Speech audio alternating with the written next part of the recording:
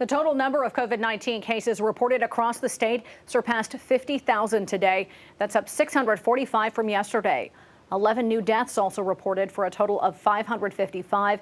In some positive news, active cases are down 44 to 7,343. Hospitalizations have dropped by 6 to 508.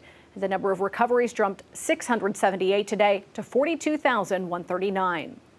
Meanwhile, the total number of COVID-19 cases reported across the state also jumped by 50,000 today.